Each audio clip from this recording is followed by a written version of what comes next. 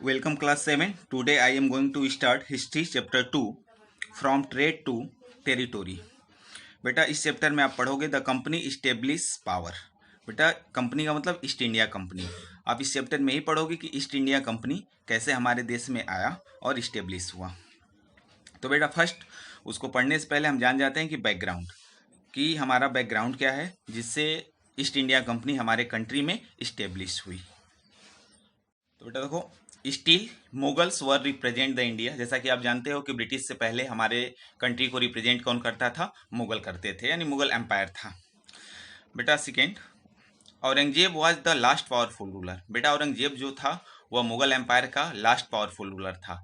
Last powerful ruler था बेटा, last ruler नहीं था, याद रखना आप, लास्ट पावरफुल रूलर था।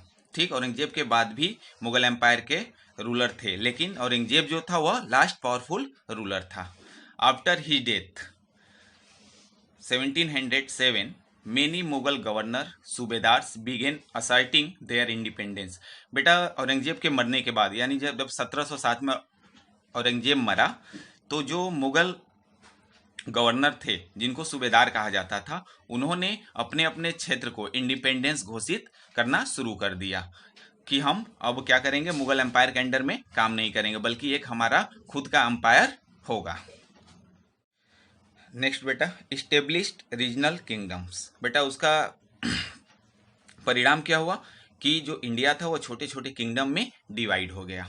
क्यों? क्योंकि गवर्नर और सूबेदार अपने आप को इंडिपेंडेंस घोषित करने लगे कि नहीं, हमारा क्षेत्र जो है वह इंडिपेंडेंस है और हम इसके रूलर हैं। नेक्स्ट बेटा, power of Delhi was declining.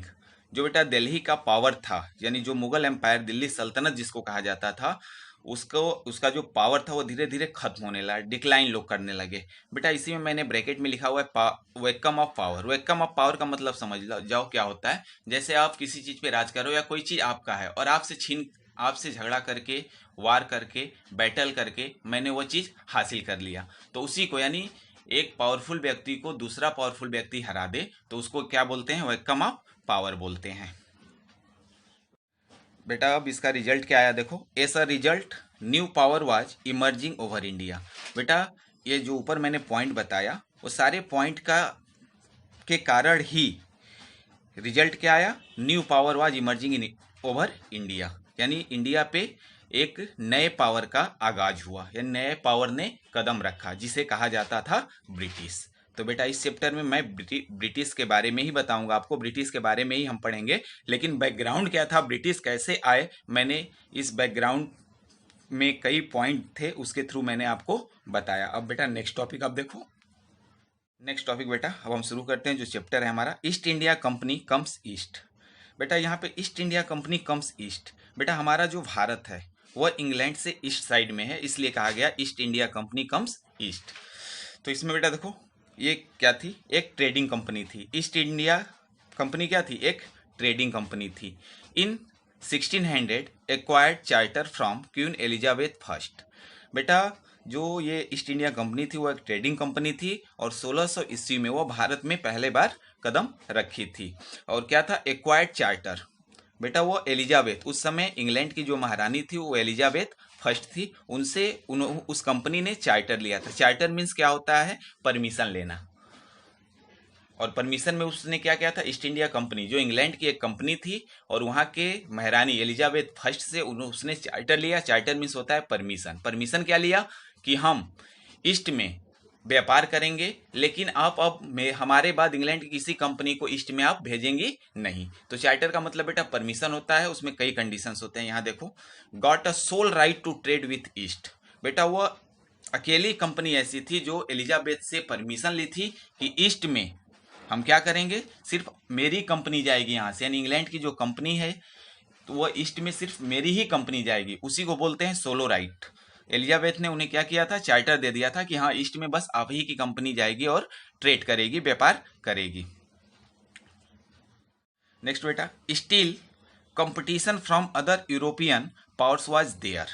बेटा अब वो जब ईस्ट इंडिया कंपनी यानी इंग्लैंड की कंपनी हमारे कंट्री में आई व्यापार करने, तो और भी कंपनियां यूरोप की थी, और भी देश हैं, जैसे पुर्तगाल था, फ्रेंच था, डच था, वह भी क्या थे, हमारे देश में व्यापार करना चाहते थे। तो उन सारी कंपनियों में क्या हुआ, कंपटीशन शुरू हो गया। Still competition from other European powers was there. तो हमारे देश में इंग्लैंड की ईस्ट इंडिया कंपनी आई और भी कई कंट्री, यूरोपीय कंट्री, जैसे मैंने बताया पुर्तगाल, फ्रेंच, डच, वहाँ की भी कई कंपनियां आई और उन लोगों में ट्रेड को लेके क्या हुआ, कंपटीशन शुरू हो गया।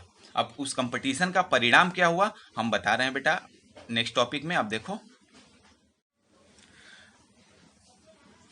All the companies were interested in buying the same things. बेटा जितनी भी यूरोपियन कंपनी हमारे कंट्री में आई थी, यानी ईस्ट में आई थी, ईस्ट का मतलब सिर्फ भारत में ही नहीं, ईस्ट में जितने देश हैं सब में यूरोपियन कंट्री आई थी और वह क्या करती थी, सेम थिंग्स बाइंग, खरीदने में, यानी खरीदने के लिए एक्टिव थी, एक ही थिंग्स। जैसे फॉर एग्जांपल देखो यहाँ पे कंपटीशन किस में था, कॉटन, सिल्क, क्लोव्स, पीपर, कार्डमो। बेटा ये सब आप देखो, क्लोव्स, पीपर और कार्डमोस स्पाइसेस हैं जो हमारे कंट्री में पाए जाते थे, स्पाइसेस हैं जो ईस्ट में पाए जाते थे। तो जो भी यूरोपीय कंट्री के ट्रेडर्स आते थे यहाँ पे, इन्हीं सब सामान को खरीदने के लिए आपस में कंपटीशन करते थे, क्योंकि इनका यूरोपीय कंट्री में बहुत ज़्यादा डिमांड था। यहाँ पे मैंने बेटा देखो समझाया है, demand, price, profit of companies. तो बेटा आप जानते ही हो कि किसी चीज़ का डिमांड जब बढ़ता है तो उसके प्राइस भी इंक्रीज होते हैं। तो जब जितने भी यूरोपीय कंट्री थी विथ ईस्ट इंडिया कंपनी, तो वो लोग यही सामान, कॉटन, सिल्क, क्लोव्स, पीपर, कार्डोमोन, यही सब खरीदना चाहते थे, क्योंकि इनका यूरोपीय मार्केट में अच्छा दाम मिलता था। तो बेटा डिमांड उसका बढ़ा, जब डिमांड बढ़ा तो प्राइस बढ़ा, और जब प्राइस बढ़ा तो प्रॉफिट ऑफ कंपनी, जो प्रॉफिट ऑफ कंपनी था, यानी कंपनी की जो प्रॉफिट होता था वह लॉस होने लगा, यानी कम होने लगा। क्यों? क्योंकि सारे यूरोपीय कंट्री के जितने भी ट्रेडर्स यहाँ आए, ट्रेडिंग कंपनियां आई, सब में क्या हो गया, कंपटीशन हो गया। कंपटीशन से डिमांड बढ़ा, डिमांड बढ़ा तो जो बेचने वाला था उसने प्राइस बढ़ाया, लेकिन जो कंपनियां ले जाती थी यूरोपीय कंट्री में और बेचती थी तो उनको प्रॉफिट क्या हुआ, कम होने लगा। तो देखो बेटा मैंने यहाँ पे एरो से बताया आपको कि डिमांड क्या हुआ, इंक्रीज हुआ, प्राइस क्या हुआ, इंक्रीज हुआ, बट प्रॉफिट ऑफ कंपनी क्या हुआ, वह लॉस होने लगा। नेक्स्ट देखो, eliminating the rival competitors was the only was through which the trading company could flourish। बेटा eliminating मतलब होता है रद्द करना, द राइवल, राइवल मीन्स होता है बराबरी करना, ठीक। और एक वर्ड आया है आपका फ्लोरिश, फ्लोरिश मतलब बेटा होता है समृद्ध करना। तो बेटा जितनी भी European country trading company, Europe के ट्रेडिंग कंपनी हमारे यहाँ ट्रेड करने आई, यानी ईस्ट में ट्रेड करने आई, वह सब अपने आप को ट्रेडिंग के थ्रू अपने आप को क्या करना चाहते थे, समृद्ध बनाना चाहते थे। उसका क्या परिणाम हुआ आप देखो, क्योंकि सारी कंपनियां क्या चाहती थी कि हम ईस्ट में व्यापार करें, हमारे ईस्ट में व्यापार अच्छा हो, हम अच्छा पैसा कमाएं, तो सारे लोग समृद्ध बनने के प्रयास में लग गए। तो उसका परिणाम क्या आया आप देखो, this led to battle between trading companies. बेटा जो ट्रेडिंग कंपनी थी उनमें युद्ध शुरू हो गया, बैटल शुरू हो गया। और बैटल किस रूप में होता था, यहाँ पे मैंने बताया है, शिप्स वर अटैक्ड, शिप पे अटैक कर दिया जाता था, यानी जो शिप आते थे, क्योंकि आप जानते ही वास्को डी गामा सबसे पहले कहाँ आया था, भारत में। कहाँ आया था, गोवा में। तो किसके सहारे आया था, शिप के सहारे आया था, नाव के सहारे आया था। तो बेटा जो भी यूरोपीय कंट्री ट्रेड करने भारत में आती थी वो शिप के थ्रू आती थी, उनका जो माल भी आता था वह शिप के थ्रू आता था, या यहाँ से जो माल ले जाते थे वह शिप के थ्रू ही ले जाते थे। तो जो कंपनी में ट्रेडिंग कंपनी था उनमें बैटल किस प्रकार होता था, शिप्स वर अटैक्ड, शिप पे अटैक कर दिया जाता था, यानी एक कंपनी दूसरे कंपनी के शिप पे अटैक कर देती थी और उसको नुकसान पहुंचाती थी।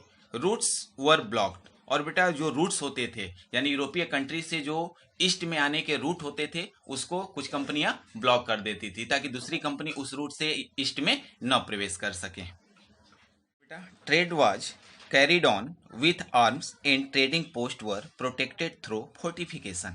ओके बेटा, तो देखो वो अपने ट्रेड को कैरी रखने के लिए, यानी स्टार्ट रखने के लिए आर्म का सहारा लेने लगे, यानी अपने साथ कुछ फोर्सेस भी रखने लगे। एंड ट्रेडिंग पोस्ट, और जहां वो ट्रेडिंग करते थे, ठीक, वहां पे उन्होंने पोस्ट बनाना शुरू किया और आर्म से उसको प्रोटेक्ट करना शुरू किया।